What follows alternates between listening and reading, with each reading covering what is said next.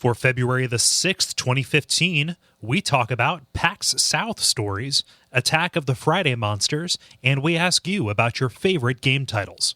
Welcome to the 90-second level.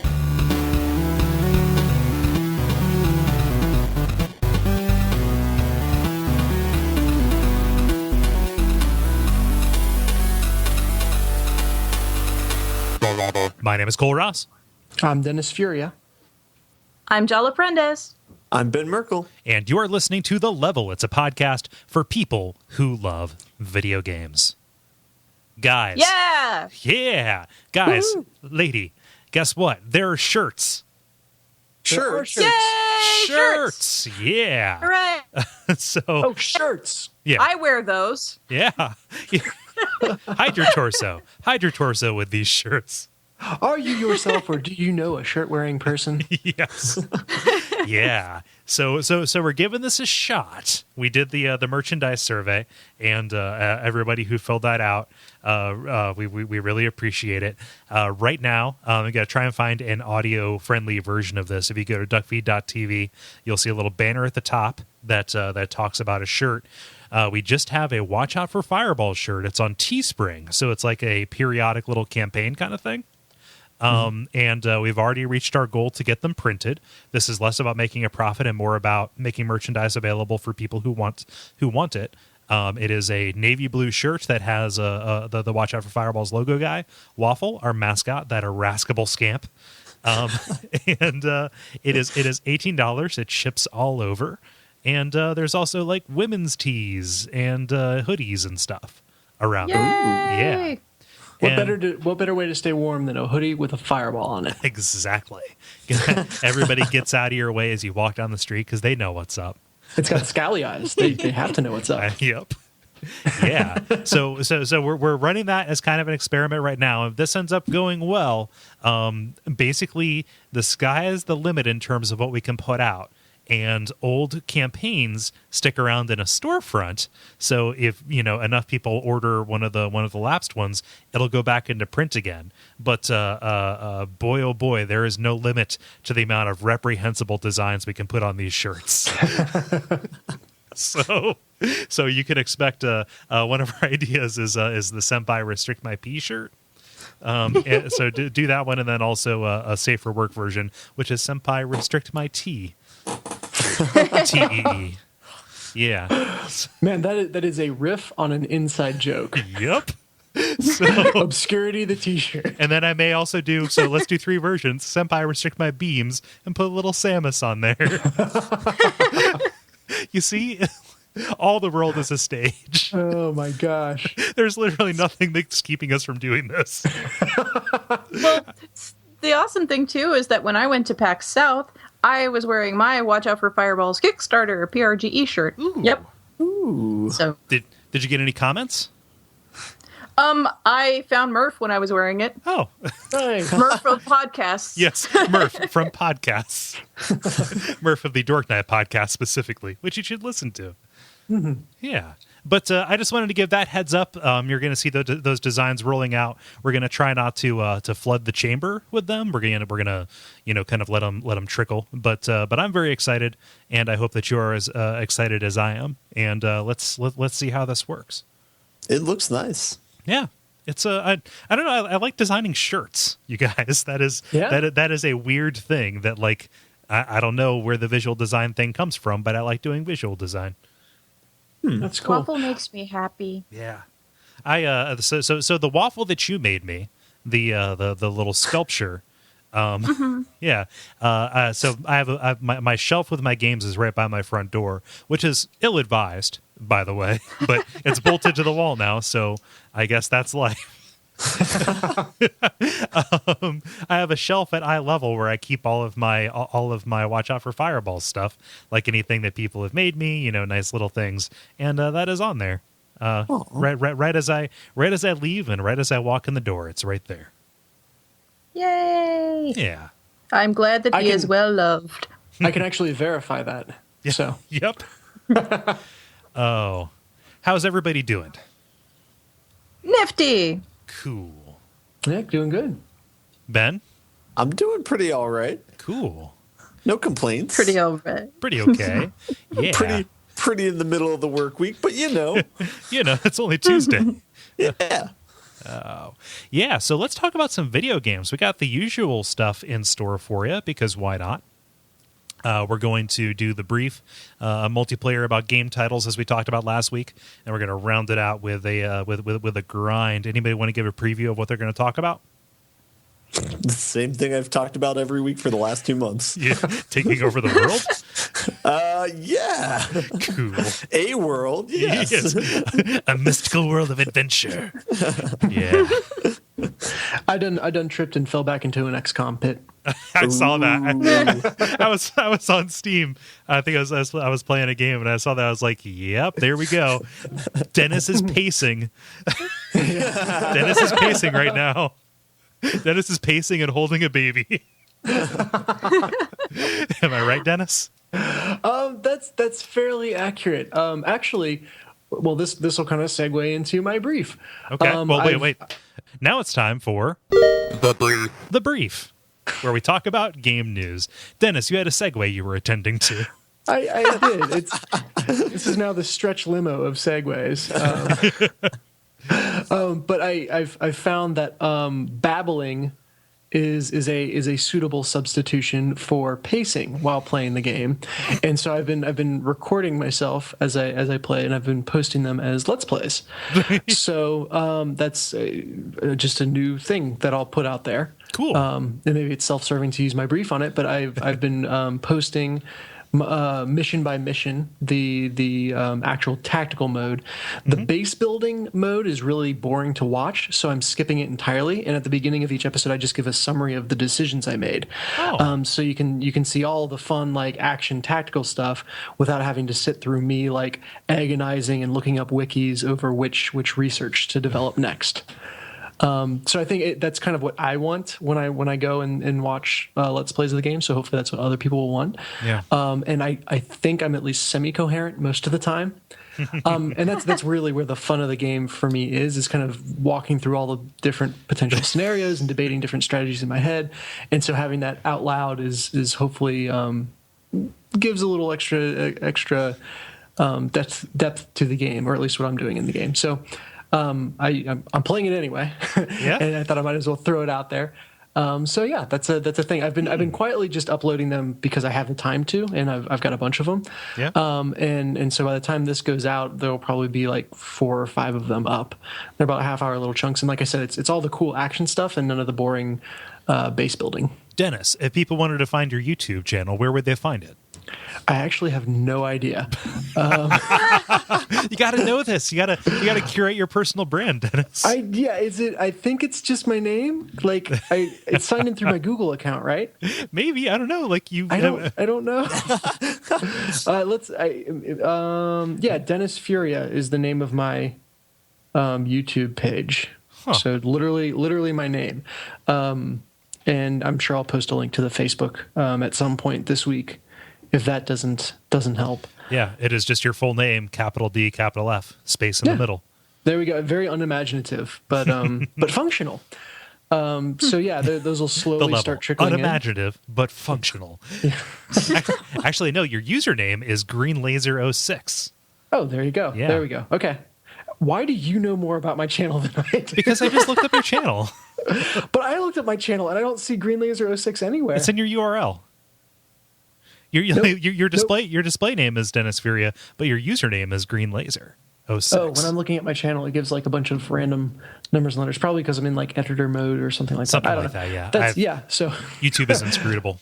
Yeah. Anyway, so I'll post them there. Search greenlaser06 or Dennis Furia, and hopefully I pop up. Mm-hmm. And then if you want to watch live, it's at my usual Twitch, which is twitch.tv/greenlaser73. Mm-hmm. Not consistent with the YouTube, which is unfortunate.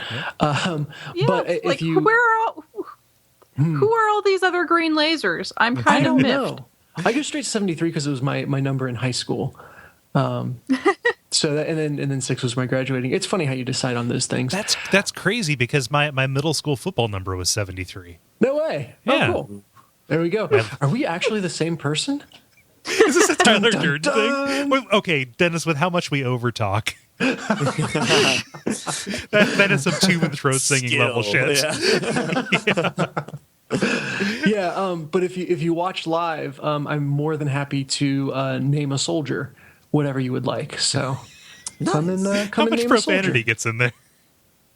I've only had one person named yet, and they just went with their actual name. So now I feel a responsibility to keep that soldier alive.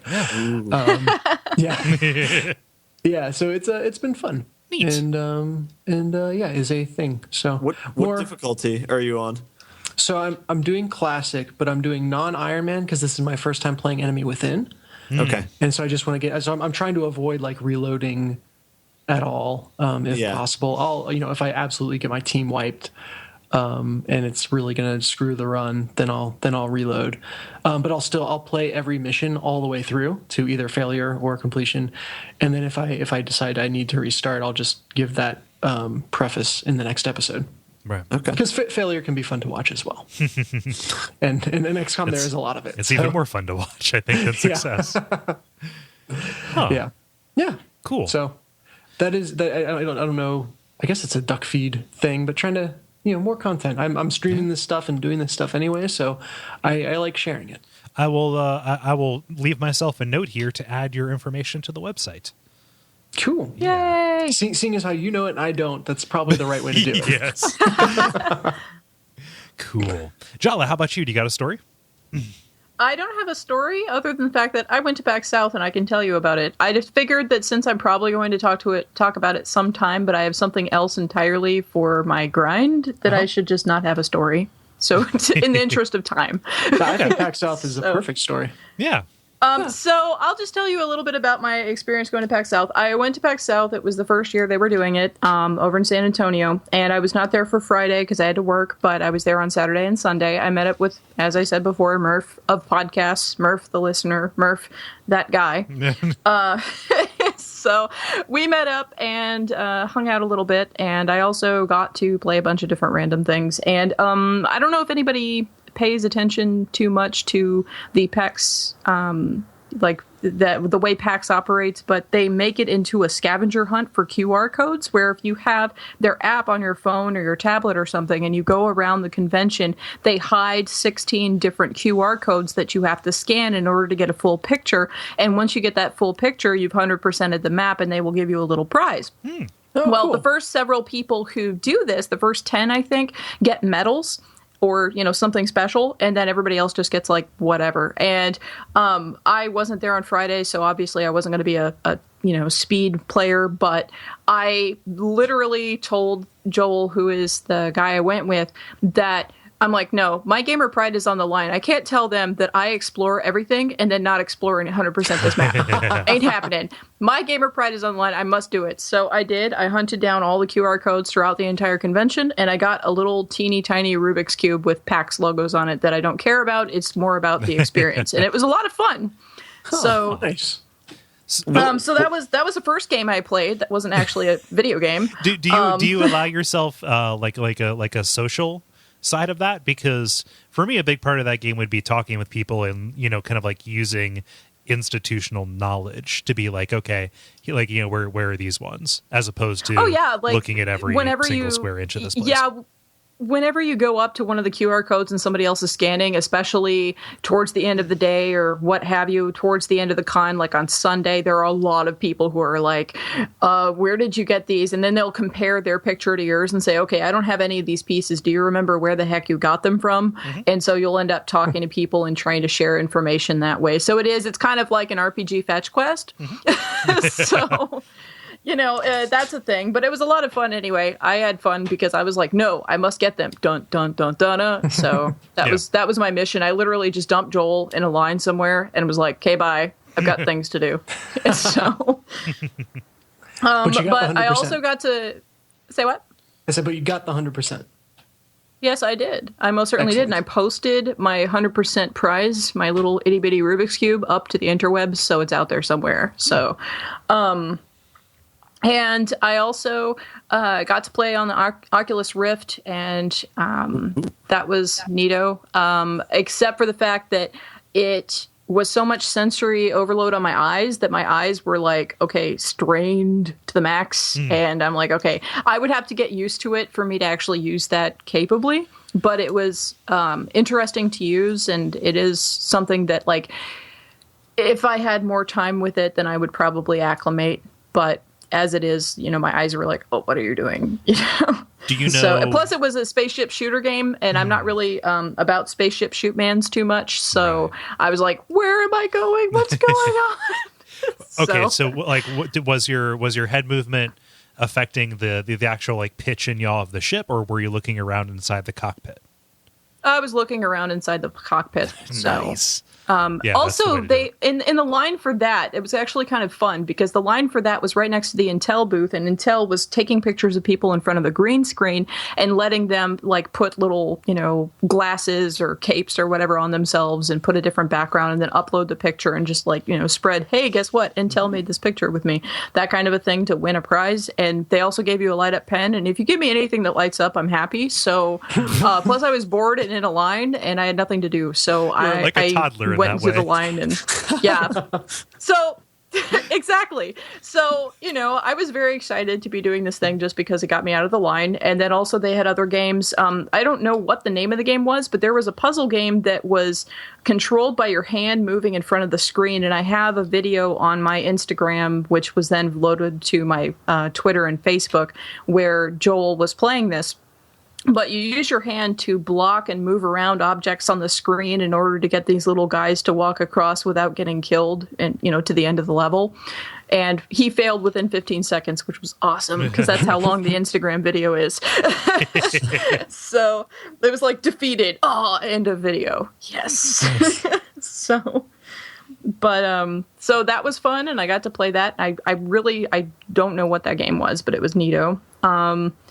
I also got to play Brawlhalla, which I do have a giveaway for that. I don't know if you want to do that at the end, Kole, or where you want to put it, but I have free codes to give away. Yeah, let's do it at the end. Sure, we'll talk about that at the end. But Brawlhalla, which David talked about because I gave him a code to get into it. That was a lot of fun to play there, but the best thing about it is that I got codes to play with other people, and I've been playing with other listeners and things. Listeners, I say, they're friends of mine who listen to the show, who got into the show because of me, that are my usual gaming group that I gave codes to already. Yeah. But I do have some to give away to listeners other than those. Yeah. I also, the biggest one that I actually got to play was, I got to play Grey Goo and Dreadnought, which were both by Greybox. They were right up at the front, and they both gave me light up things, which make me happy. And also, Dreadnought is the next game from the people who did Spec Ops: The Line.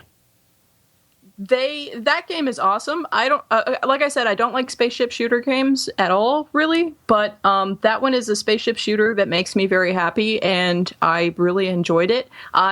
We when we got up to play, we actually were pitted against Twitch TV people, like, celebs or whatever. And so they just came up to us and said, you guys are playing against Twitch right now. We're going to be publicizing it and stuff. We're giving you a shirt, even though it's usually supposed to go to the winning team. We're giving it to you anyway, because we know that you're going to get your butt handed to you. So I got a shirt for losing. Nice. But I didn't do too well. Like, for somebody who doesn't play spaceship shooter type things, I actually placed like in the middle ranking. So that's cool. But I was playing an artillery cruiser, which is a sniper. And I like that game because it moves slowly enough that it's not, zip, zip, zip, zip all over the screen the way that most of the spaceship shooters I've played have been. And I like that the pacing a little bit better. Like, it's not too much motion going on. Like, whoa, where am I going? But it was a lot of fun. To take like the old school, just like pull up next to each other and fire, rows and rows of cannons into each other's hulls, style of fighting, and make it fun. It's more like you use the terrain to your advantage and to hide down. Like, you drop down in the terrain and, like, tactically choose where you're going to position yourself. Especially for me, I'm a sniper, so I don't get anywhere near anybody else. But I was actually, right when time ended, I was in the middle of taking down a cloaked ship that was hiding in the rocks that I had found.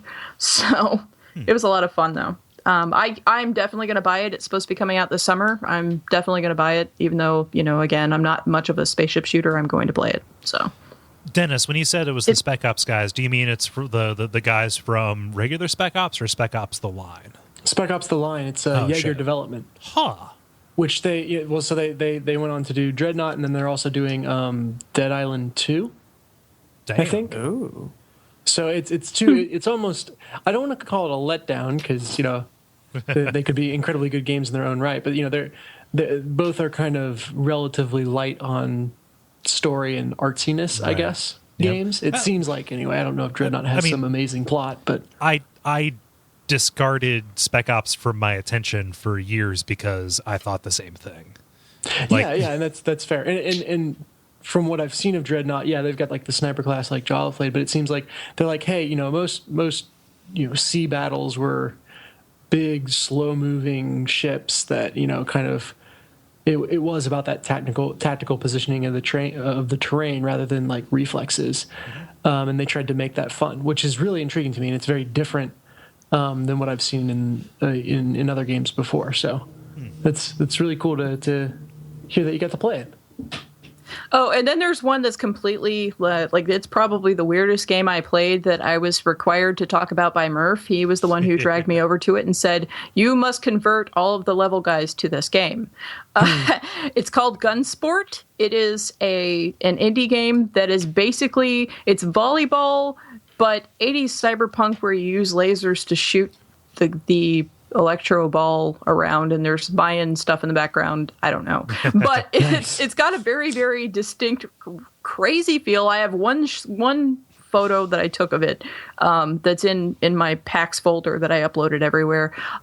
So definitely check that out. But it is a weird volleyball game with 80s cyberpunk type stuff going on, and it's actually pretty fun. It's a 4-player game because there's 2 on either side of the net, so it's something that you guys could definitely play together. But going along that whole hey, let's play a sports game like you did that one time, Oh yeah, So, at the end of Duckstream. yes. Yeah. So. Huh. You know what this looks like, as opposed to volleyball? When you were a kid, did you ever play that game where you had a balloon that wasn't a helium balloon? And it was like, let's keep this up in the air as long as we can. Sure. If it hits the ground. Tap? Or tip. I forget which. Something like that, yeah. Well, the thing is that you're trying to get it into those holes in the wall on the other side, yeah. so you are trying to score the points that way. So it is kind of volleyball. So, and you only get a certain number of times you can shoot your laser. Like the goalie can shoot twice. The person who can walk all over the screen can only shoot once per the ball being on that side of the net. Yeah. So it does restrict you that way. It is pretty fun. Either way. So I mean, it looks really cool. It's not quite 16-bit. It's more like an arcade game circa 1994. Yeah, if that makes any sense. Yeah, it's got a like an SNK cabinet kind of thing is what it looks like. Yeah. Nice. Yeah, it's definitely got a really retro feel for different reasons, both the aesthetics and then of course the choice of the overall look of the game. Did you benefit from playing that in a like a convention kind of setting? Oh yeah, because Murph and I were playing against the other people on the other side, so that was fun.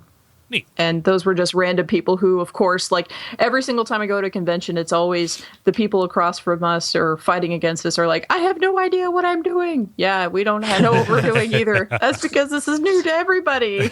Right, that's the fun of it. Like nothing has been codified. Nobody's like ossified until like this is the way to win. We are just a couple of humans having fun playing a game.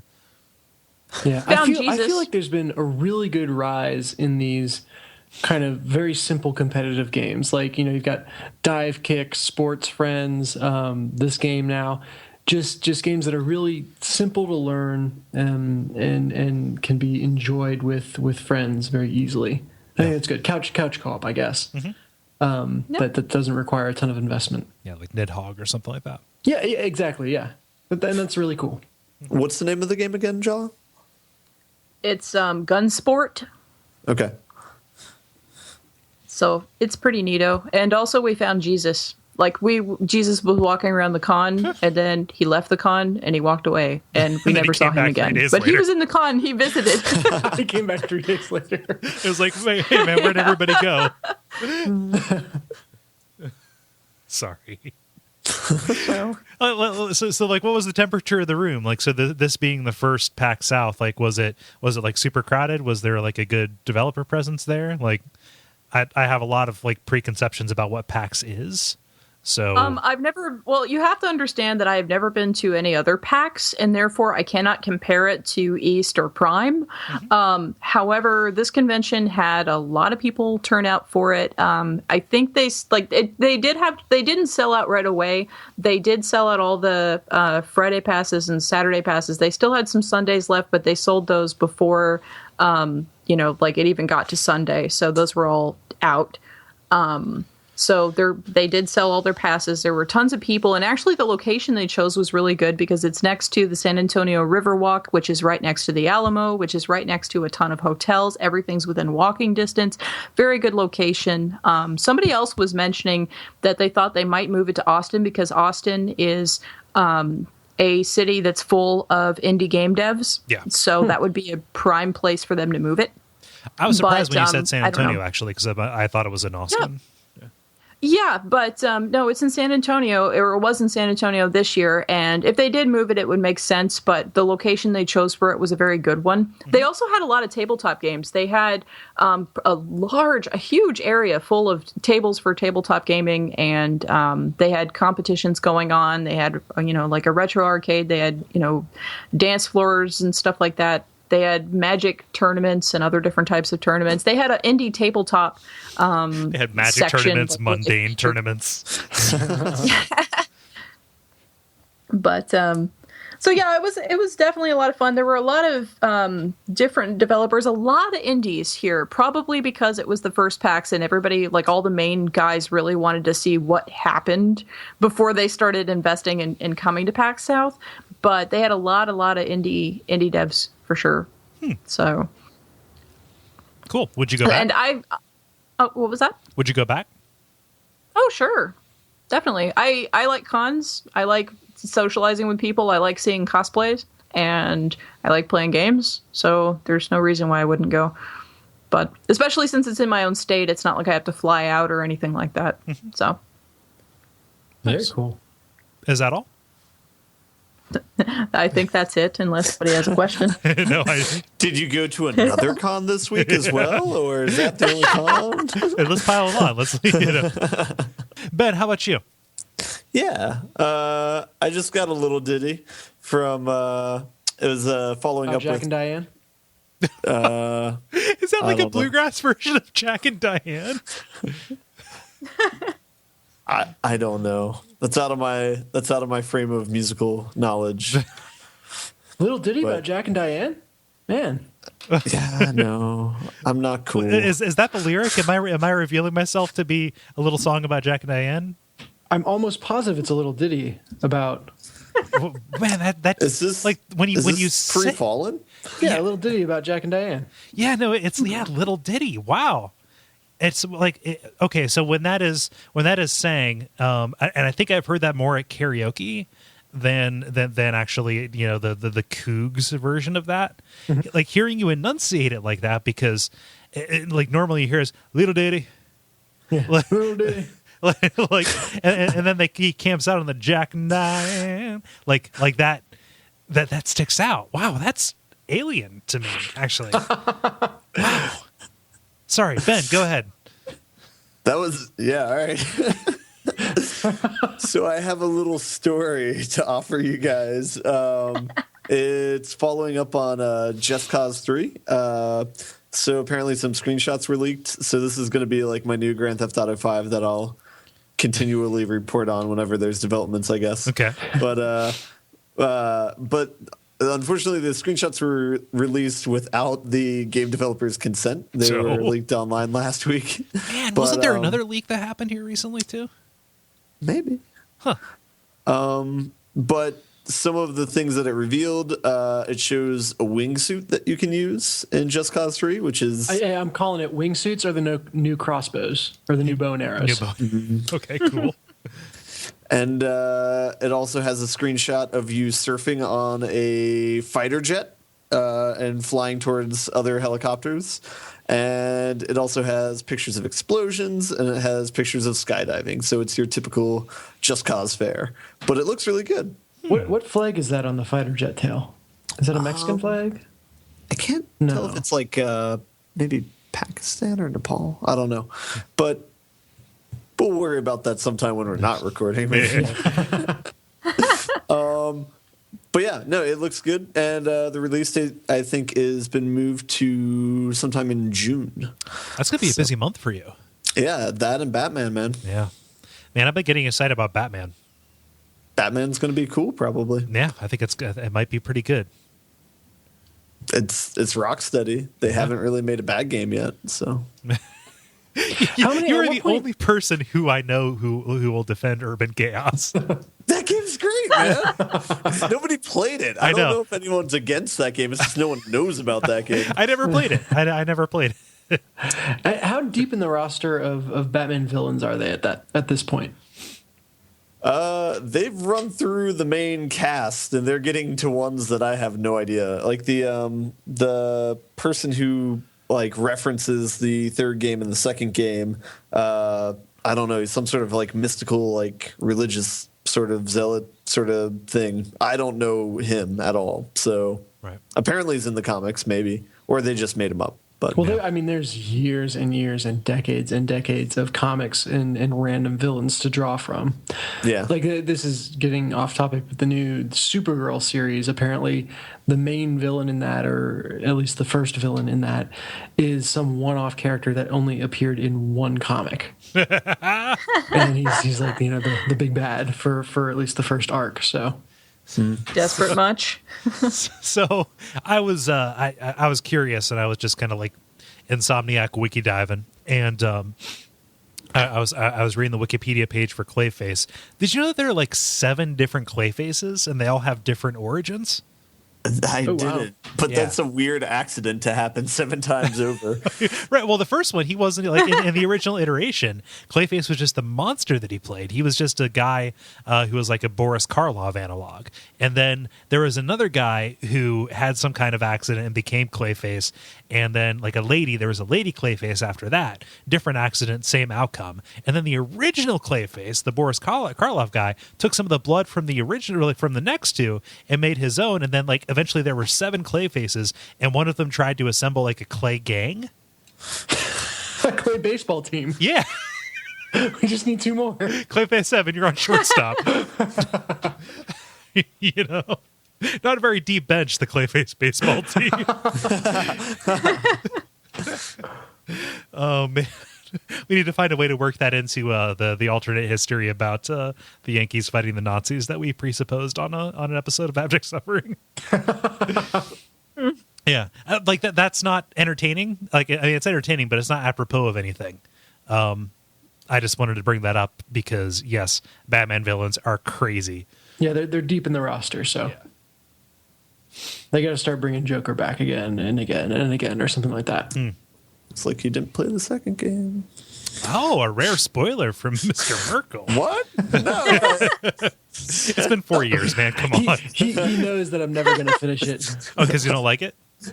Well, It's because you think anybody who likes it's a dumb, stupid baby? Yes. Okay, cool. No, I got to the Mr. Freeze boss fight, which I knew was the set piece that I had to get to, and I just didn't feel like I was getting enough different from that game than I had from the previous game to keep on playing. Ain't broke, don't fix it, man. Yeah.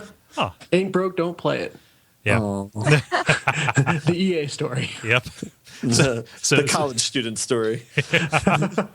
So June will usher in the summer of Ben. I'm calling it. Yeah, let's do this. Awesome. It's your 2. Yeah, Just Cause, Arkham Knight. Is that what it's called? I believe so. Summer of Ben, 2015. Neat. Believe. Yeah. Believe. So you can drop a marker. This will be an aside. but I went to a science museum over the weekend and I got a picture taken of me where it was comparing your arm span to your height. Okay. And so it's just a picture of me that looks like I'm Jesus in Rio de Janeiro. So I will send you a message of that so you can see what I'm talking about at some point. Yes, That is please. You didn't happen to wander through PAX South anytime shortly after, did you? Was this Right. an Intel booth? Right? Oh man, yeah. So I'll go ahead and do my story. I've got two micro stories. The first of which is, if you check out the Facebook page, you're going to find the game of the year for all years, which is Spooky Selfie. Yes. Yep. So apropos of our conversation last week about selfies being added into World of Warcraft, I saw this on Gary's Twitter. He blasted out to me, Zach and Riff, saying pretty much what I just said. Game of the year, all years. It's a game that's on itch.io. It is Unity, so you can play it in your browser. You are a skeleton who is walking around. And you've got a cell phone and you're taking selfies. You can take a selfie against cool gravestones. You're in a graveyard, like a hell gate. There are two other skeletons who are dancing in front of a mysterious blue light. And if you right click, the generic spooky music turns into spooky, scary skeletons. So either check out the. I'm imagining like a Pokemon Snap kind of vibe, only they're all pictures of yourself. I mean, a little bit, and it's a little bit annoying because it puts up a selfie and it has meme text like "oh, too spooky for you" or whatever. It'd be nice if there was a way to toggle that, because I want a skeleton selfie that is not meme stained. But yeah, there's two kinds of people. There's the skeleton selfie purists and the skeleton selfie avant-garde crowd, and they should cater to both of them. But yeah, so I'll put that in the show notes. You can find that at duckfeed.tv/LVL/92. My real story, though, is there is a Humble Bundle. We kind of stopped reporting on these, but this one seems noteworthy. This is the Star Wars Humble Bundle. Which is you donate what you want. If you donate like above the average or $12 or whatever, has like Dark Forces, all of the Star Wars, The Force Unleashed, Empire at War, Republic Commando. They're promising some more. Battlefront 2, Jedi Knight, Jedi Academy, and both Knights of the Old Republic. Yeah. Oh wow. Yeah. Woohoo! So that seems like a pretty good one to get on to. I didn't know they made a second Force Unleashed. No, it didn't sell very well. Surprise. Yep. So, at least the first one was like an action game, I guess. I don't know. The big thing the first one was sold on was this like new engine that they developed specifically for it, where like all the materials were hyper realistic and procedurally generated, to where like wood was constructed at the atom level to splinter and act like wood. And they were actually having to like redesign characters because the bone structure needed to be actually like in place to support. So it was like hyper realistic and really materials based. And then they did absolutely nothing with it. See, that's the thing, right? Like, developers will come out and talk about here's our tech and stuff. Like, okay, so a case where that actually works: Red Faction Guerrilla, right? They implement the physics engine where everything's weight determines how it collapses, and then they notice all of a sudden the buildings they designed for the game were falling down. So like, oh, we need to redesign the buildings, because if we're going to make this thing like play, like these have to be structurally sound. That's a cool story, but it also plays into like, now the buildings behave realistically, so you can find places that logically, if you hit them with a hammer, the building would fall down. Cool, sweet. That horse shit, like trying to repave the ground that the Source engine did like 4 years before it came out, kind of a waste. Yeah. Ben, it sounded like you were going to say something. No. Red Faction's cool, and Force Unleashed is not cool. So There we go. that's about it. Yeah. And we're talking about like more momentous stories too. Sony just sold off Sony Online Entertainment, but like nothing has come out. Like it's still a thing. Like EverQuest 2 and PlanetSide 2 are going to be published under like, I think, Daybreak Entertainment or something like that. But it really just seems like a corporate maneuvering thing. So Yeah, I'm sure the word portfolio was used profusely. Oh yes, yeah, just like how they justified closing joystick. Not that I'm angry. Yeah, so that is actually happened. Yeah, and Ludwig Kietzman just put out like a fucking heartbreaking editorial about like how can something that has no end, that is just a continuous churn of finding and discovering new things, come to an end, right? Something that has no end abruptly stopping, and what kind of dissonance that causes for the people who are involved in it. So yeah, it was a rumor last week. It is a reality this week. Joystick is kind of continuing as kind of a co-venture with Engadget, but I'm not sure if that is in name only or not. And I don't know how much staff is actually being held over, or how many people lost full-time jobs and went into stupid, shitty contractor jobs. Yeah. Womp. Oh, well. Do you guys want to do the multiplayer? I like that the story about Sony. Oh, whoa. Yeah? You there? I like the. Yeah, sorry. I heard weird stuff. Jala going yay is weird stuff? Well, it was like a weird stuttery yay. Oh, okay. Like she was like moving in and out from the microphone very quickly. Yes, I Audio was stuff. dodging or phase shifting. Yeah. The proximity effect. I was going to say I like how the Sony Entertainment Online stories was just a segue to talk about joystick again. Yup. Sorry, it's sticking in my craw. Like As it should. I was going back and listening to some classic joystick podcasts, like the old crew. Chris Grant, Justin McElroy, and Ludwig Kietzman. It's like, oh, that was like actually a really huge influence, not just on me, but like this show. Right? Like just kind of everything has been trying to chase that chemistry between those hosts. Like, yes, let's make something magical like that entertained me in the way that they did. Like that was one of the first, general news video game podcasts I ever listened to. And even though that, went away like, 3 years ago, joystick going down kind of is like having that loss all over again. There's a finality really weird to way. it. Yeah. Yeah. And I'm sure Ludwig will, bounce back and land on his feet, but, it's still just kind of like a weird reminder. Where am I going to get brief stories, you guys? I have no other game sites that I like. Every brief story from here on out from Kole is going to be that joystick closed. Yep. Multiplayer. Now it is time for the multiplayer, where we put a question to you, the listeners, and you so generously answer it. Dennis, what was the question this week? Yeah, so this was predicted in last week's episode, but we asked, what is your favorite gaming title? So forget about the play or the story or aesthetics or any of that stuff. Just what is the most intriguing title for a game? Mm-hmm. Yep, and these are relatively rapid fire, so why don't we cycle through them? We have Tanner Wolf starting off with Incredible Crisis. Did anybody play that game? That's not the point of the question, Kole. Come on, keep up. Go on. It's a wacky game. It's one that I kind of want to work into a WoF special sometime, or like a two-parter, because it's a little bit like a WarioWare kind of thing. Is it incredible? Yeah. It's just it's a Japanese as hell game that you just have these different wacky scenarios that you're faced with. But yeah, that is a really good title because it is apt, succinct, and descriptive. Hey, what's the opposite of succinct? I don't know. Shin Megami Tensei Devil Summoner Raidu Kozoi versus the Soulless Army. Which was Carlo's submission. Also Japanese as hell. Yeah. Man, Noticing a theme. Yeah. The Shin Megami Tensei thing, like, okay, so SMT is just a label, right? Like I have no idea. I have no reference for what these games actually are. I hear the title all the time. I have no idea what the games are.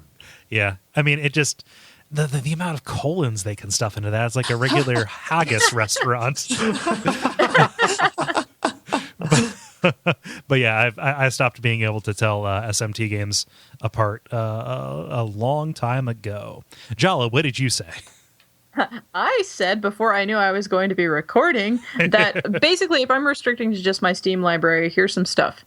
Blaze Blue, Calamity Trigger, because it sounds super Japanese. It's a fighting game somebody gave me. Breath of Death 7, The Beginning, because it's funny. Guacamelee, because it sounds visually interesting and also succinctly conveys what it's all about, and Saturday Morning RPG, because it succinctly conveys what it's all about and also manages to add nostalgia.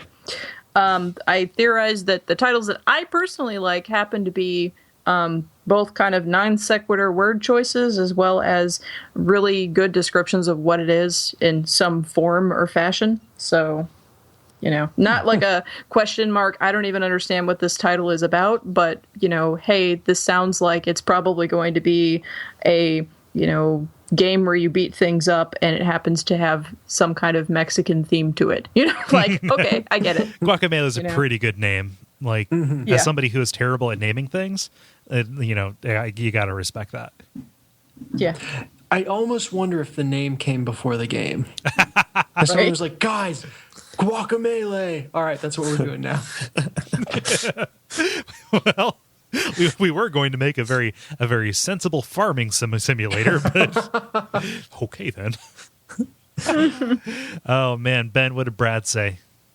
Brad said Sins of Solar Empire. Yeah, that one rolls off the tongue. Yes, it does. It's very sibilant, is what it is. Sins of a Solar. Yeah. Tanner Wolf jumps back in to say, also, I imported Demon's Souls pre-North American release pretty much because of the apostrophe. Man, that apostrophe really pissed me off before I knew the Demon's Souls was going to, affect a large portion of my life. I was like, man, that's crazy. But then realize, oh yeah, how else would you accurately say these are souls that belong to many demons? Like that is factually right, but damn, if it just doesn't look crazy when it's stylized. You need to shift the apostrophe one letter over.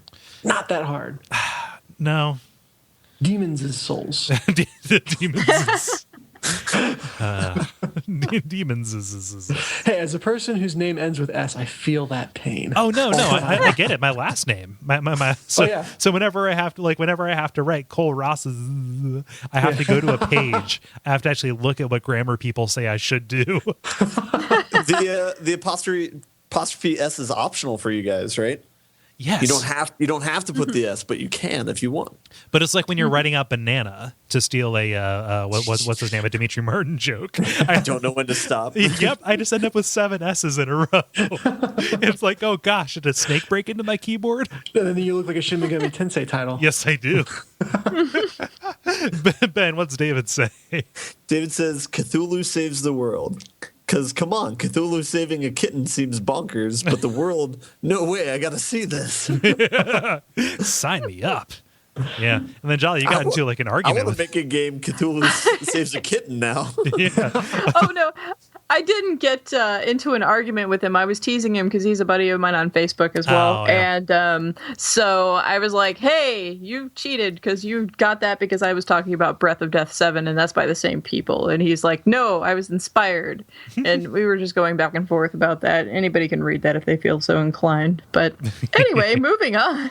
Christopher Schlee says it does not get better than Amnesia, a machine for pigs when it comes to titles. I also like Arcanum of Steamworks and Magic Obscura. Divine Divinity wins for being extremely bland sounding. Yes, it does. That is a really bad name. That title makes me happy because it's ridiculous and it makes me laugh. So Divine Divinity? Yes, that's just, it's so redundant. It's awesome. Yeah, okay. In a bad way. I don't mean awesome like, hooray, this is the best game ever. But awesome. Yeah. Is it a good bad title, a bad title, or a title you kind of like? Okay, so it's complicated. Whenever that was a Flophouse reference. You should listen to the Flophouse. It's really good. Whenever people say Arcanum of Steamworks and Magic Obscura, I want to say Magica Obscura. Yeah, me too. Yeah. It rolls off the tongue better. In fact, I think I've made an ass of myself by saying that. Oh, well, let's see here.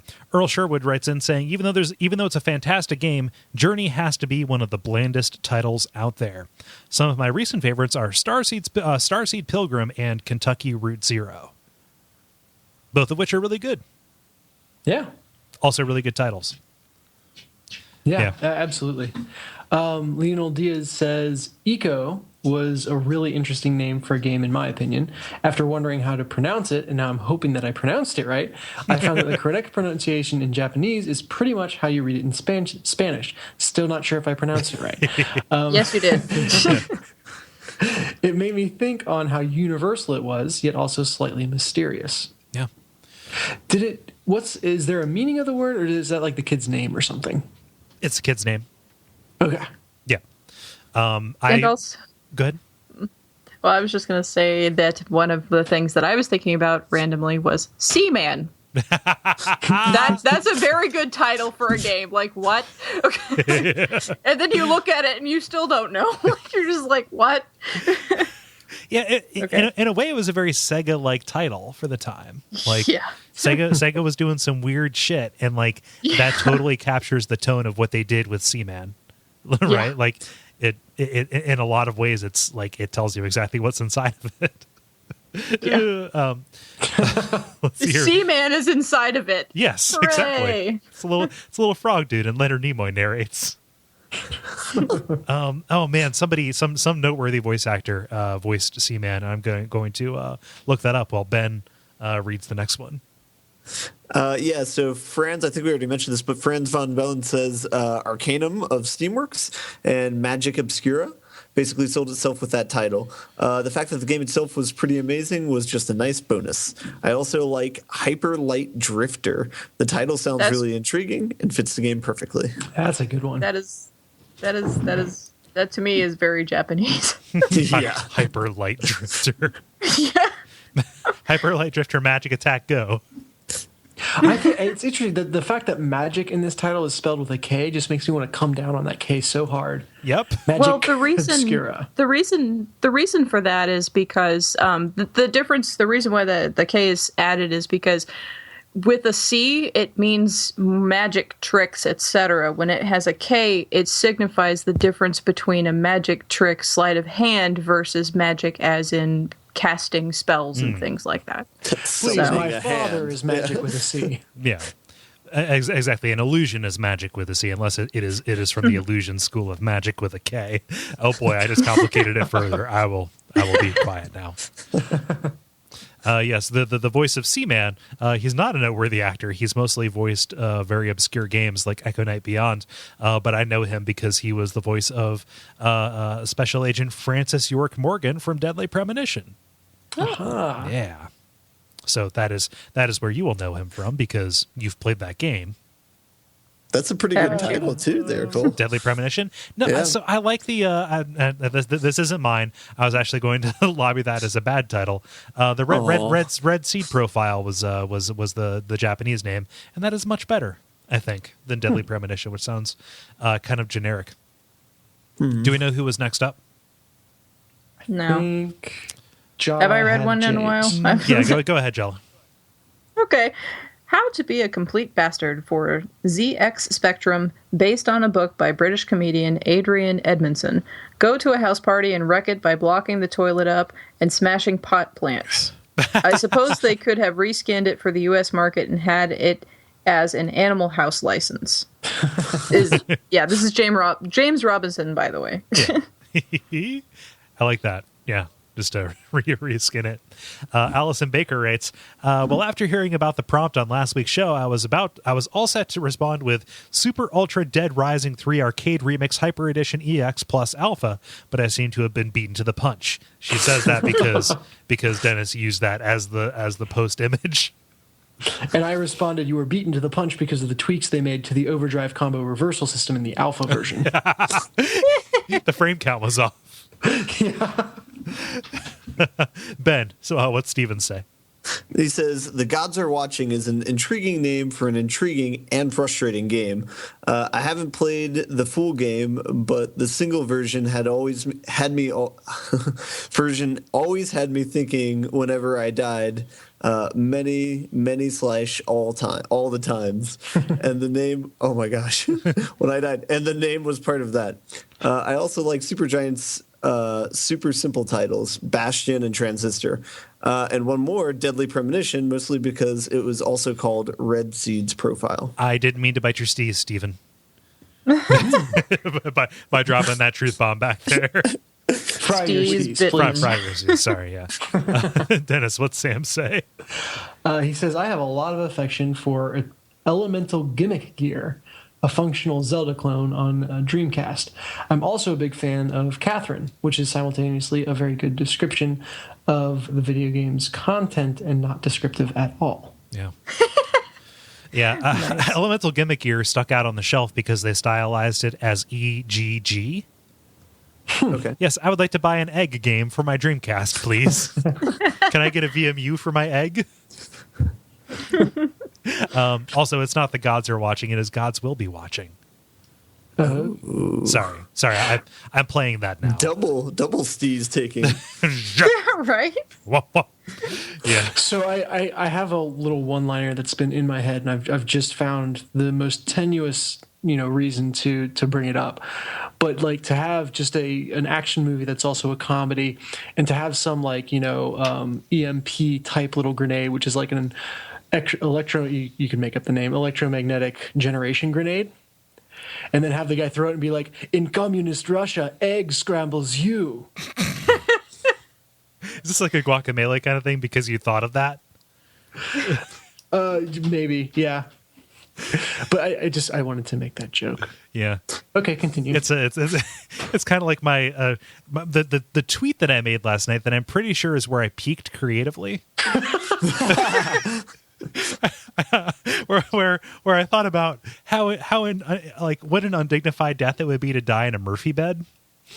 And that turned into a fiction where investors were bailing on my Murphy coffin concept, and I fear that I will be dead and in the wall before anybody recognizes my talent. So, not to do Cole's tweet greatest hits, but sometimes you get that like a stupid thing in your head that turns into something you're proud of. And then you record it and send it out to people, and for some reason they're still listening. Thank you guys. Thank you guys. Yep, that is pretty much an accurate summation. Yeah, and we have one more submission here. Brandon Goodrich writes in saying, "I haven't played either of them, but seeing them on Xbox Live always elicits a chuckle. Deathspank: The Baconing and Deathspank: Thongs of Virtue. And now that we're Deathspank is in my autocorrect, I hope you are happy. We are." That last line makes me happy. Yep. The fact that you are angry makes me happy. Yeah. So let's go through ours. We already have yours, Jala. Did you have any amendments to the ones that you put forward? Okay. Dennis, I added another one. I don't need to do any more adding. I talked a lot. Dennis, how about you? Yeah, I've got two. So just for the way it sounds, I think Eternal Sonata is the cellar door of video game titles. Okay. Not to be confused with Cellar Door Games, which is the creators of Rogue Legacy. Okay. But I like the way that sounds. Eternal Sonata. And also Don't Shit Your Pants, which is a really good title. Yeah. And then also just Sir, You Are Being Hunted. Because again, it stands out and it says so much about the game without saying that much. Yeah, for sure. Ben, how about you? Yeah, so I was trying to think of one, and I think one that I really like is Dead Space. Because it's short, to the point, and it encapsulates both themes of the game. Yeah. And it's a pun. Mm-hmm. Yeah, and it works on many levels. Mm-hmm. Yeah. So I've got three. A genuinely good title, I think, is FTL. Because I like initialisms. Is it specifically styled as the acronym? Yeah. It's if you look at the style, it is FTL, and then there's a subtitle, Faster Than Light. Oh, okay. Cool. Yeah. Let's see here. A bad title, Vampire the Masquerade Bloodlines. Yeah. Because when you're trying to title a podcast episode and you have to look at how it's styled and you see that it has both a colon and a dash, bad form, just say Vampire Bloodlines. Please. You don't have to brand it. It doesn't have to be Vampire the Masquerade. We'll probably know.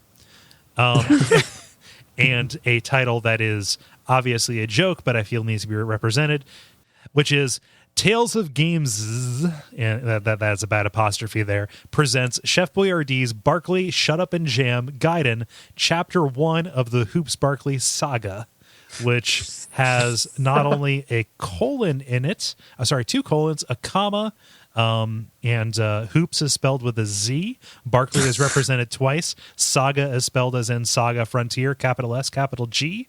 Bad apostrophe. Yep. And no bangs. There's a lot happening there. There are no bangs. I like bangs in titles, Dennis. That's what I'm saying. They can't. They threw everything at it except the one thing that's good. Yep. Oh man. So I feel like we're obsessed with titles here at the level, and that is okay. I am fine with that. So if you want to get in on this, you can check out our Facebook page at facebook.com/thelevelpodcast, where we put those questions up usually on Tuesday afternoons. And we thank everybody for coming out in force. Yay! Dear God, did I miss somebody? No. Okay. Nope. No. David. Did I He's like, leave surprise, I've been on the entire time. Oh, snap. Did I leave the stove on? You need that app on your phone that can like turn on and off everything in your house. Internet of the blackout button. A Watch Dogs app. Yeah. The grind. Now it is time for the grind, where we talk about the games we have been playing over this past week. Jala, since you are our guest this week, I will extend an offer to you to go first. Oh, okay. So Jazzpunk is totally on crack. Jazzpunk is great. Jazzpunk is pretty amazing. I have only played about half an hour of it. I played the first level, and most of that time was spent wandering around like usual. Mm-hmm. And this wandering got me into a pizza box that took me to... Yes, I walked around. Okay, basically, you guys have talked about Jazzpunk before, or no? A little bit. I haven't beaten it, but Yeah. I sang the praises of its first couple levels. Okay, so basically, Jazzpunk, you know more or less the premise. It's a very strange game, but it is more or less like a detective exploration kind of whatever game, puzzle-y type thing. Well, anyway, you are a digital type character, and you are, like in the first level, I wandered by and I happened to see a pizza in an alley. And I go and I look at the pizza box, and it opens up and says, "Your pizza is loading. Your pizza is ready." You know, whatever. And then suddenly I'm transported to a more or less zombie apocalypse, but with pizzas. Like, the ground is made out of cheese and pepperoni. The sky has mushroom clouds. I have screenshots of all this, by the way. So you should all friend me on Steam, or find me on Steam clouds? And then look at all my screenshots. Are they literal mushroom clouds? They are mushrooms, like the way mushrooms look when they are on a pizza. Nice. Sliced. But in the sky. And then you dual wield a spatula and a pizza cutter against pizza zombies. And then you go to the pizza cabin, which looks like a Pizza Hut. And then inside there is a typewriter that has all the stuff on it that looks, you know, very much like The Shining. And then you leave, and then you are transported back to the normal world, and nothing more is said about it. That kind of a thing is what happened. So yes, it's very much interesting. It's definitely original. So, and I like the fact that if you go through the reviews on Steam, there are a lot of people who are like, I don't know if I can recommend this game. It is very interesting, though. Or...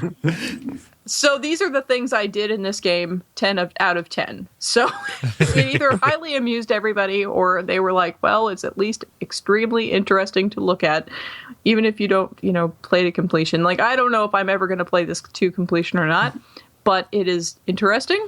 That is for sure. It is definitely an experience. So yeah. I would recommend it on basis of it being an experience. I think I got it out of the Humble Bundle or something. Yeah. So it's less a game and more of a vehicle for gags and weird situations. Yeah, I saw the one reviewer actually compare it in some ways to Stanley Parable for reasons, and that makes sense for sure. Yeah. So, and I'm not making not a game argument there, like obviously exploring and finding the stuff and getting the achievements and stuff. All of that's there. It is labeled and sold as a game, ergo game, but. Yeah, like if somebody is looking for like an engaging, hyperactive, platinum-esque experience, that is not what they're looking for. You are right. Stanley Parable is a good analog for that, except less poignant. So that's one that I played recently. Another one that I've been playing a lot of is Brawlhalla, which is the one that again I already mentioned, and I'll be mentioning it again later. It's basically an indie version of Super Smash Brothers that you can play on Steam, and I have had a lot of fun playing that. I never really played a lot of Smash Brothers because I actually didn't have the console on which it sprang. Yes. But I've been having a lot of fun playing it either way. And basically what we've been doing and the various people that I just randomly get together whenever I happen to be on Steam to play this is we just all pile into Skype and, 4 people can play at a time, so we'll take turns if there's more than 4 people, or if there's less than 4 people, or at 4 people, then we'll just, play all together. And it's a lot of fun, and it's really light and fast. You can adjust all the settings. Whoever it is that, owns the particular room can adjust all the settings, but there's also a watch mode, so, people who aren't playing can still see what's going on as if you're all on a couch together, hanging out. So another thing that we've been doing when there's less people is that we've put it on video so everybody can see each other and have that on their screen as well. And if there's less people, like there's only 4 or less people, then that's really easy to do. And then it's very much like hanging out and, seeing each other face to face because there's your face right there and there's the game right there. So it's a lot of fun. I've been having a lot of fun with that, and I know David already talked about it last week because I gave him a copy of it. So he did. I'm going to put this to you because the way he was describing it made it sound like an order of magnitude more complex than Smash Brothers, specifically because of the weapon kind of customization on top of the individual characters' different move sets. Can you kind of speak to that, like? Do you have experience with Smash Brothers? I know you said you're not a main person of its thing, but does that complexity get in the way? Sorry, I keep interrupting you. Oh, no problem. Basically, the way that this game works is that there are different characters who have their different strengths and weaknesses, etc. Their play styles, but then each of them has 2 weapons that they alternate as the weapons that they get whenever they pick up like a weapon icon. And then, of course, there are other props and things you can use as well. There aren't very many of those, but one thing I guess I haven't mentioned yet is that it is currently in beta.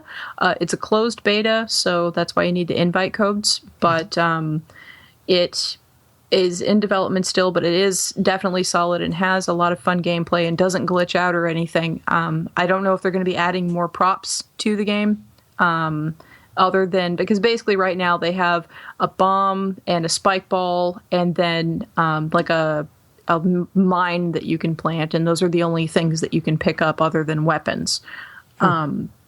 But with the weapons, each character has 2 different play styles depending upon which weapon they happen to pick up at the time. So there is that, but those weapons don't change. Like you can't select what type of weapon they get. They just have those 2 weapons that they start out with, and those are the only ones they have ever. So I guess in some ways it could be considered a little bit more complex just because of the playstyle changing up depending upon what you happen to have in your hand at the time, because it is a drastic difference. It's like I have a sword versus I have a hammer, and the hammer can throw you out of the ring, whereas with the sword, or smash and you go flying because you got squished into the ground and then bounce off into nothingness. Or with the sword, you do kind of like a breakdance sword move thing. So, of course, like the play style changes up a lot depending upon what weapon you happen to have. So using the sword turns it into Brawlhalla. Yeah. I'm not going to allow that.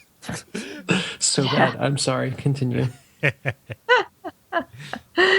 But anyway, no, I didn't have anything else to say to that, really. I guess in some ways it does have more complexity, but at the same time, there are less things. Like, there isn't anything environmentally that you can, like, you have platforms and then nothingness, so the levels themselves don't have anything to manipulate.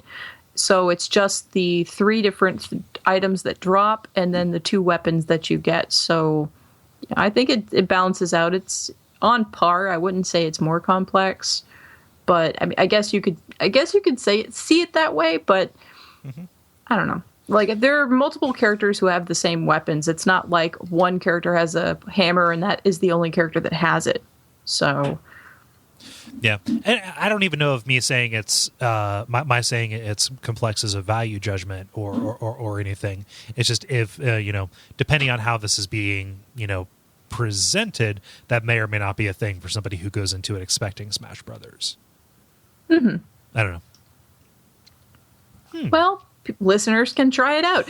One thing I also did want to mention too, before I finish up here, is that although I do have codes, even if you don't get a code, they still are giving away beta invites on the website as well. So if you go to Brawlhalla.com and you register to get a beta invite, you may get a beta invite as well from them. I just, it's not guaranteed and you don't know when. So, yeah. So what you're saying is listening to this show is the only possible way to get into this game.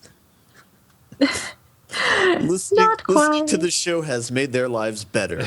Yeah. Right. well, also, I have special exclusive in-game skin keys. I have 2 of those and 7 codes to give away. So those 2 in-game skin keys you cannot get from the website. They're only from here. So Now, are these the Those are same shiny. skin keys from Out Your Friends?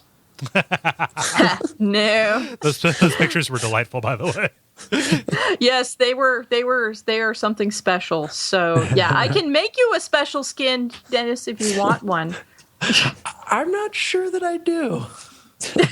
I'm not sure I like I Frank's didn't make special those. skin. I did not make those. A special foreskin in that particular Oh, case. no. Oh, Yeah, I did it. No, you All took right. it too far.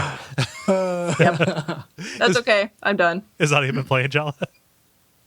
That's all I'm going to talk about. Yes. Ben, concluding thoughts on Dragon Age Inquisition. I haven't beaten it yet, so it'll still be around for a week or 2 more. I was taking a gamble. Yeah. No, I haven't played a whole lot of it this week. Just done a couple random side quests. I still have not killed a dragon yet. Probably from the aforementioned mistake of not getting my person to the right class. So whatever. I'll keep playing it. I'll have something to contribute eventually. That's fine. Okay, Yeah. so Dragon Age 1, I don't know if you didn't play that, right? I did not. I started out at 2, which was the bad one. Yeah, wasn't there's Dragon they Age say. 1 Dragon Age Origins? yes. Was that a reboot of something older? No. Weird naming. Huh. They Yeah. started with the origin story. Yeah. Well, They knew it was going to be famous. Yeah. They called it Origins because of the gimmick of like the different races and kind of backgrounds you could choose from. So the first couple hours of the game would be different depending on what kind of Yes, yeah, yes, and that yes. would have Okay. that would have subtle ramifications for the rest of the game, but not huge, right? It's still a dumb name. Yes. It's still pretty stupid. But in Dragon Age Origins, there were only 2 dragons. Like, one was an optional boss that was really hard, and one was a final boss. So Okay. I don't know. They beefed up the dragons in this one, it seems. Okay, cool. There are more dragons? Yeah, there's like a dragon in every map practically. Oh, cool. So And you there's, like- haven't fought any dragons. They're there. I've This seen place them. is lousy with dragons. Yeah. I've tried to fight them, and to make it worse, a lot of my coworkers have played this game too, and they are shocked that I have not killed a dragon. Apparently, it's pretty easy. So That's funny. I've fallen off, man. I Is don't your know. is your prestige class like out of bounds now? Can you not go do that? I can, but the thing is I've already leveled up. So like I think I'm at like 19 or 20 right now. So even if I unlock that class, I won't have enough levels to gain to unlock all those abilities. Huh. Does that make sense? Yeah. That's I know, that's it's a weird that you bummer. can't just like power through it. Well, and almost all games have some kind of like respec option, right? Yeah. That seems very hostile for a recent game to not have that in some form. Yeah. I mean, honestly, I know like games like Borderlands have that, but yeah, typically I don't expect that out of an RPG. Like even Dark Souls 2 has respec. Yeah. Oh man. I guess what I'm saying is look online, see if there's a respec. Yeah, I'm gonna do that now. Yeah. So okay. So how to respec your skills in Dragon Age. All right. So maybe that'll make the game more fun in the coming week. So Come back, guys. this game is awesome. ever. Game of the year. Yeah. I like how there's Yeah. like just a little bit of robotic on that, as you said, game of the year. At the end of Metal Gear Solid that's the 2. sensors kicking in. They've picked us up. The and- Patriots have found us. Oh man, Dennis, how about you? Or Ben, was that it? Dragon Age? That's and all? it. That's it. Sorry, did I leave the stove on? Okay, Dennis, how about you? Yeah. So I mentioned I've been playing XCOM. Nothing too new to say about that hasn't been said before. I'm finally playing it with the Enemy Within expansion, which is really cool. I haven't built any of the stuff that's new with the expansion, so I don't have any mechs yet, and I haven't done any gene modifications. I just unlocked all that stuff, so that's kind of a new playground that has just opened up for me, and I'm looking forward to it. Yeah. So the other game that I've been playing is a mobile game called Framed. Oh, which has this is great. Yeah, it has a really cool premise, which is, it looks like you're reading a comic book with kind of panels in a grid, but the story plays out kind of bad for your character. He's trying to escape from the police, and if you just leave the panels where they are, the police will catch him. And so you have to rearrange the panels. The starting one and the ending one are fixed, but you rearrange all the panels in between so that it tells the story in a way that is advantageous for you. So, for example, your main character might run through on the first level of a building and get stopped by a cop. So you have to move a panel with stairs ahead of the panel that shows the building, so that it shows him running through on the second level and avoiding the cop. And it starts out pretty simple, but then you start getting panels that are more than 1 by 1. So if it's a 3 by 2 grid, you'll have a panel that is 1 by 2, and it can be either vertical or horizontal. And obviously, where you place it has implications for the smaller panels around it. So you have to really think about where everything goes. Or the cool thing is, a panel, one of those 1 by 2 panels in one direction. It looks like a hallway with a dead end, but if you turn it vertically, it's actually like a pipe that you can slide down. It's so good. It's pretty cool. I was talking about it with Jen, and she pointed out that it's kind of like the pipe minigame, where you've got to place all the tiles in the correct order to have the pipes run through. Oh, like from With water runs BioShock? through the pipes, yeah. Or from internet browser games, Yeah. in perpetuity. Pipe dream. Yeah. Pipe dream, yeah. Except the actual like where the pipes lead is kind of abstracted and obscured. Right. And so it's kind of it's one level of abstraction on top of that, which gives it a refreshing new twist. And I will say there were a couple places where I kind of had to resort to trial and error, just because that abstraction made it unclear how the pieces worked together. Yeah. So sometimes you just have to try it. Yeah. But for the most part, it's really fun to kind of puzzle out, okay, if he's exiting on the right side of the first panel, I need a panel that has a ladder partway through it to be next, and kind of piece it all together in your head. Yeah. I've played this. I have it on my iPad. I've played enough of it to appreciate it, but not enough to feel like I could bring anything to the table here. Like it's weird because in a way it feels a lot like work to me. Oh, really? Because its mechanic is visual storytelling, right? It's a storyboard essentially. Yeah, and so that's for anybody who doesn't know, that's what I do all day. Yeah, sure. So it's just like I'm looking at that and it's like, oh, this is like a beat board, and if I fail this, there's going to be a client who comes at me and is like, I don't feel that this captures our message just right. Can we? It's like no. Which I'm not sure if that's better or worse than a cop shooting you in the face. I'll roll the dice. but like the presentation is great. Like it's an awesome looking game. Yeah, and it's almost like you can so the level, quote unquote, or the page will automatically play when you come to it. And you can kind of just wait and see what happens, or you can rearrange tiles on the fly and try to stay ahead of your character. And that actually is where I think the game is at its best, is when you're kind of just, you're able to see one step ahead, and you've got to, because each of the tiles is animated, if that wasn't already clear. Right. So, but you're trying to rearrange the next tile and guess what happens next before the animation on the tile before is finished, and get it through on the first try without having to reset. Right. That's a lot of fun. At the same time, it's kind of fun to see all the different ways he can die or get caught, which, it's not overly gruesome or anything like that, but it's just, they've animated something for literally every combination of tiles that you can have on things that have a lot of potential combinations of tiles. So it's impressive. It's the Sierra appeal, right? Like a lot of the best content goes into describing how you die. Yeah, exactly. Yeah. Yep. I like the silhouette art style too. Like, I know it's a little bit cliche and a little bit like business PowerPoint, but it works well. Yeah. It gets across what it needs to. Right. And then so that's that. Any other questions on that one? No. Pro click. When's it going to come out for Android? I don't know whether it is or not. Yeah, whatever.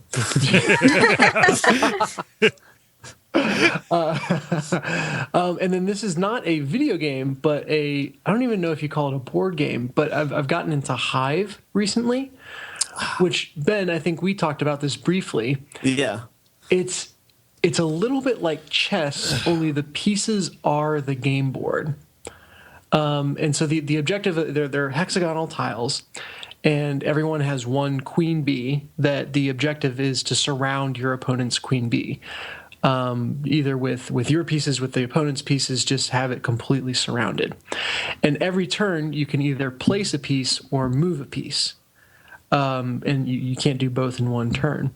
And so it's kind of, you start out just with two pieces next to each other, and then you add to that and add to that. And the game board changes as you play and as you move pieces.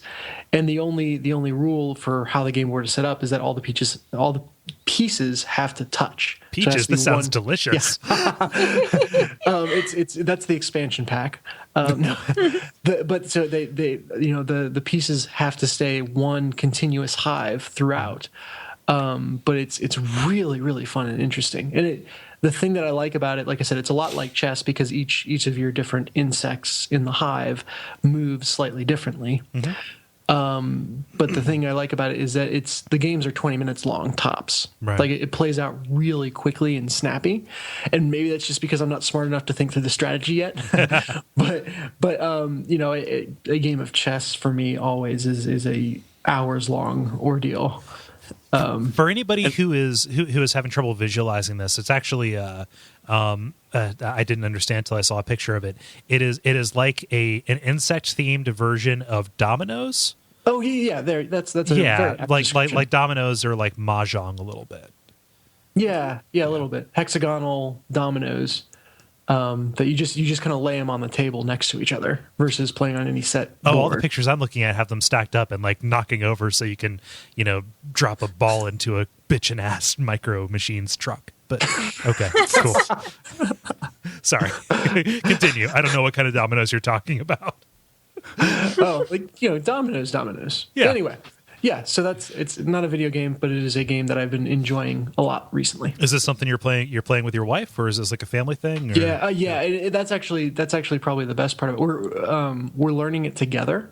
Cool. Mm-hmm. Which we say this all the time. The most important part about any multiplayer game is that you're evenly matched with someone, and so it's very much we're kind of learning and discovering new strategies and stuff together, which has been fun. I think I'm slightly behind on the win-loss ratio, but I'm catching up. So we'll see how it goes. We've established Jen is a very competitive person. She keeps me on my toes for sure. But we're actually, I think we're going to get it as a gift for one of my in-laws because she likes this type of game. So I expect it will be a large part of my future. Cool.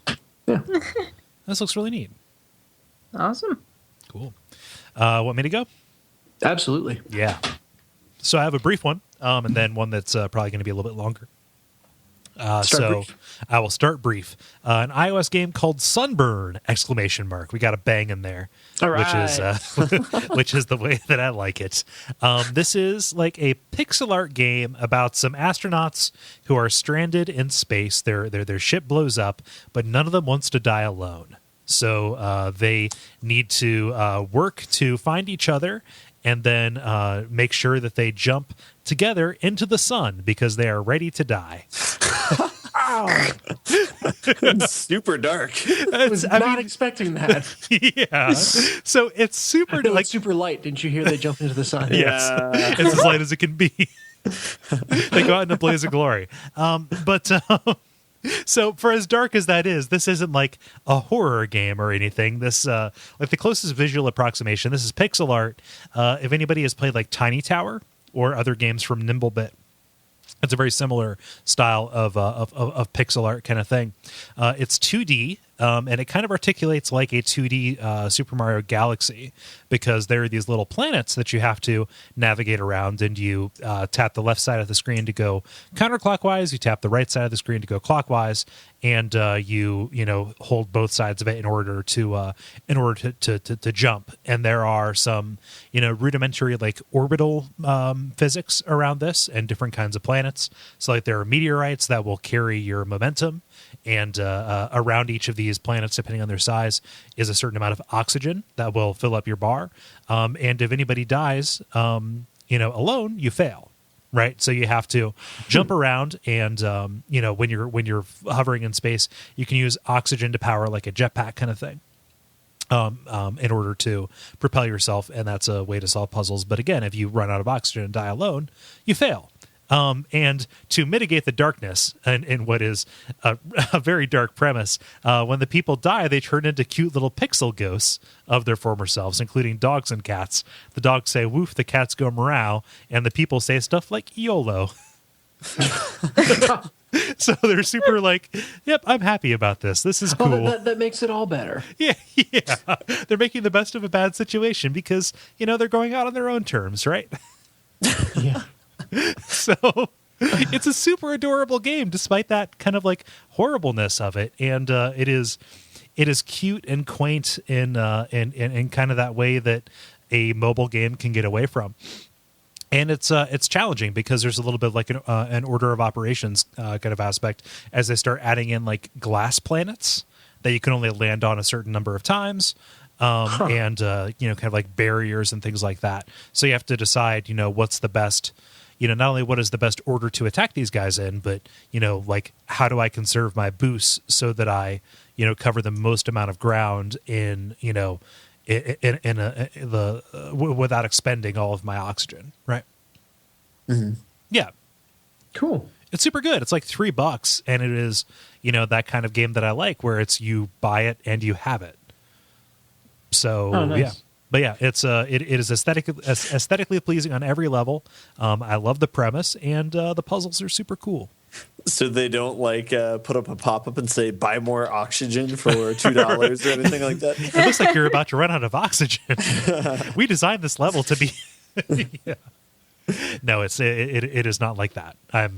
I'm happy with the way that they did that. And if you look at their website, right underneath the logo, there's a little astronaut who is like waving his arms and a little oscillating kind of thing. And yeah, it's super charming. That sounds cool. Yeah, that is Sunburn! Which again, Wow. another really good title. Let's see here. The other game that I've been playing, gearing up for the next one that I have on my plate, has been Attack of the Friday Monsters. Okay. Okay, so this is a Wii, not a WiiWare, a DSware, 3DS store, Nintendo shop, Atorium, extravaganza mall game that was developed by Level 5, the people who did like Professor Layton. Oh, yeah, I can see that visual kind of style to it. I love that we are all like, whenever somebody brings something up, Google imaging it, so we have a point of reference. See, I'm doing it. We assume all the listeners are as well. Yes. You guys should be doing this in front of a computer. That's the right way. Yeah, in your car, swerving around incoming traffic. Please don't do that. I urge you not to do that today at 9. But sorry, no, I replaced my keyboard because my old one is jankety ass and broke after 10 years of service with one that is even quieter. so there we go. So Attack of the Friday Monsters. It is an anime ass game. You are kind of playing as a little kid who has just moved into this quaint town outside of Tokyo. This town is known for every Friday there are these monsters that attack, like kaiju monsters, right? And you are kind of like wandering around and making friends and kind of in an adventure game / visual novel kind of fashion, kind of doing these different chapters, different missions for different people, trying to get to the bottom of what these monsters are, why they're coming here, and what you can do to stop them. But, if I use the word quaint to describe Sunburn, this is like hyper quaint in a way that I can't quite wrap my head around because I'm not infatuated with the life of a Japanese school child. Despite what my political opponents might say. But no, it's like, I'm trying to say, like, okay, just imagine this is Stand By Me and you're okay. but it is a visual novel kind of game like I like, and it is super cute.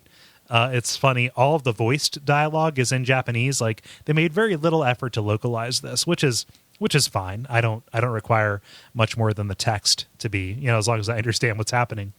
It's pretty good.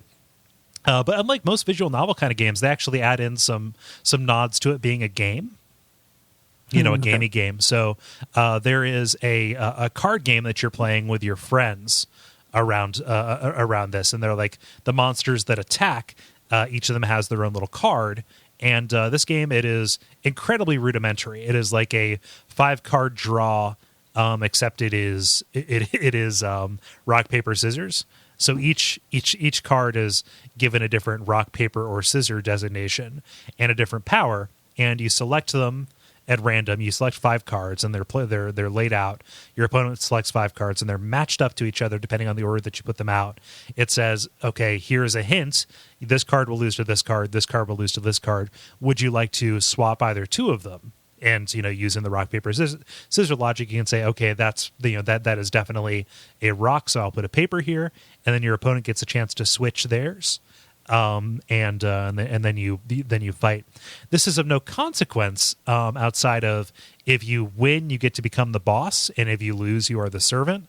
And whenever you talk to that person, you can cast a spell on them, which makes them fall over, and that is it. However, if you are the boss, your friends will give you hints about where you need to go next in order to solve the puzzles.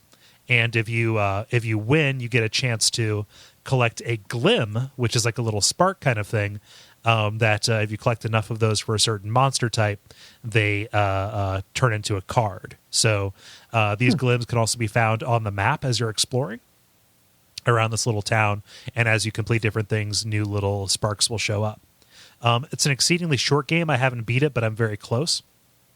But this this kind of glim / card mechanic has added enough mechanical variety to this to where I feel like comfortable with it. And the story is super, not like super anime, like senpai restrict my cards or whatever. but it is passable enough as this kind of thing that you will pay like $6 for and spend 3 hours on and determine where these monsters are coming from. Nice. Yeah. Neat. Yeah. Did I too thoroughly explain that? Are there questions? I always worry about that. You did a good job explaining. You worry about doing that? Well, no, just kind of like so. Okay, so here's my insecurity. Sometimes at the end of my grind segment, I worry: did I just in a long-winded way answer everybody's questions about this and make it not a conversation? That's okay. I take forever to answer the question because I have to think it through by talking. So, yeah, I guess my question would be: is the story involved enough that you would get into trouble where if you set it down for a period of time, it would be hard to come back to because you can't remember it well enough? Not really. Like I played the first half hour. A WAF listener, John Saulnier, a person who bullies us on a regular occasion. It's pretty funny. Recommended it, saying like, "Hey, you guys should check this out." And I played like the first half hour and put it down. And I didn't touch it again until this evening, where I put a couple more hours into it. And the mapping system is kind enough to where it will actually show you like, hey, here is a number on the map that corresponds to like a different chapter that you're in right now, or you know, like the different quests that you're doing. So you can always look at that and say, if I go here, I can probably pick up a loose thread, and that, you know, it's probably a side quest, but all of those kind of lead into the next part. It's very conscientiously designed in that way. And the overall story is simple and broad enough that you're not going to like forget any of the nuances, right? Like everybody has like a Japanese ass name that is really hard for me to remember because, you know, I'm an ignorant American. But they are broad enough and kind of like, oh, here is the, you know, here's the girl, here is the, the person with this trait. Like everybody's entire personality kind of boils down to an index card. Or their appearance, and it's like, okay, cool. Like, there's not a lot of subtlety for you to forget between these, but this is definitely like a 1 or 2 session game. Cool. Yeah. Neato. Yeah. So I'm definitely I like it. It is good. It is a nice little breather. My next one up, I got it from Amazon. The Professor Layton versus Phoenix Wright. Oh, nice. Yeah, because Riff from Video Games Hot Dog and Bob Mackey have both said very nice things about it, either directly or indirectly to me. And so, like, yeah, why not? Let's do this. Nice. Look forward to hearing about it. Yeah. You guys want to button it up? Button it. The credit. That was level number 92, continuing the march to 100. Earlier, we alluded to some kind of contest. That's pretty crazy, right?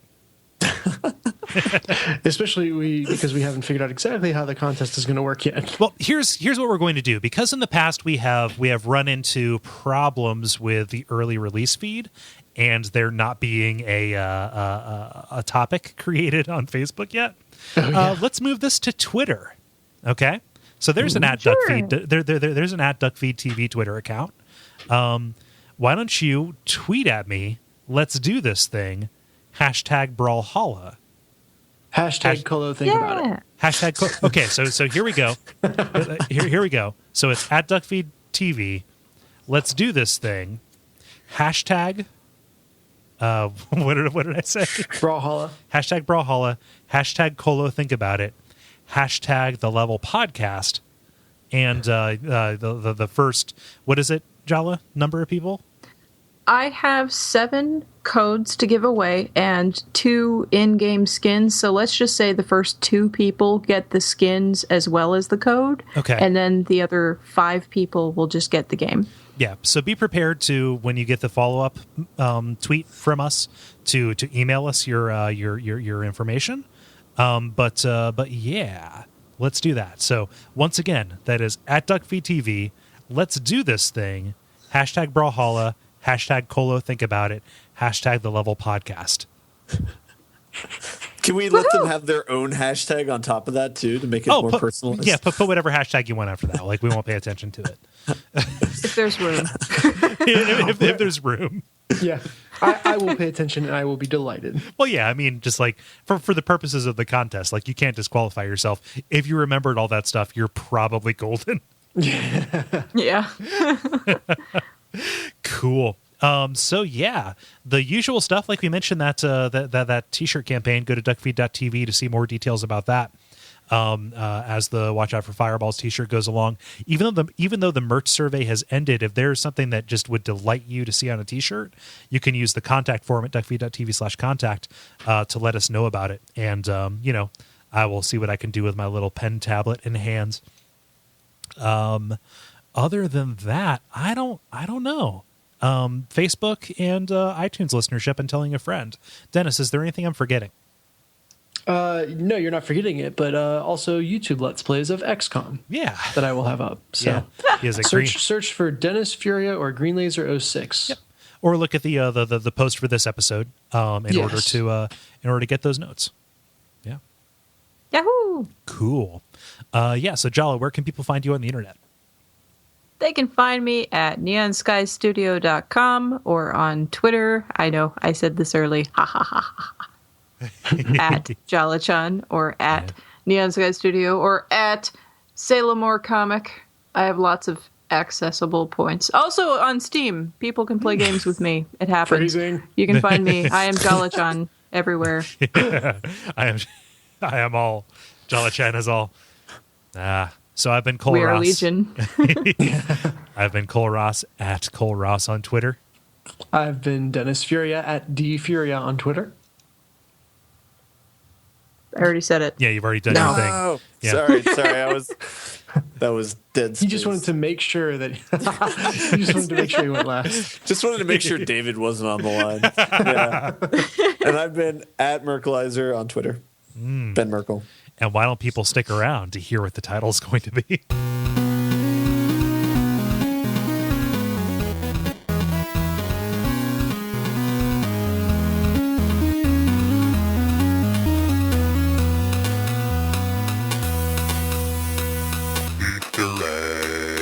All right, guys, we have 5 options, unless you have any submissions that she thought of over the course of this. But I will present them in order.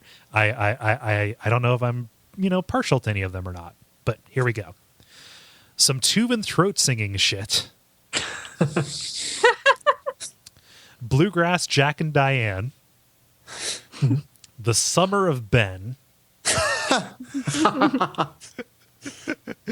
Blackout Button. Special Skin. I like the Summer of Ben. Yeah, the Summer of Ben. Yeah, Summer of Ben. Cool. That's what I'm partial to. Excellent. Cool. We have an accord. Yes. Oh, Jala's on. I'm going to add her. I feel like in this time we should have worked out something funny to do to welcome her to the call, but I mean, we could talk backwards. Does anybody here know how to talk backwards? Ben's like, my entire life I've lived for this moment. Yes, I've trained to talk backwards. You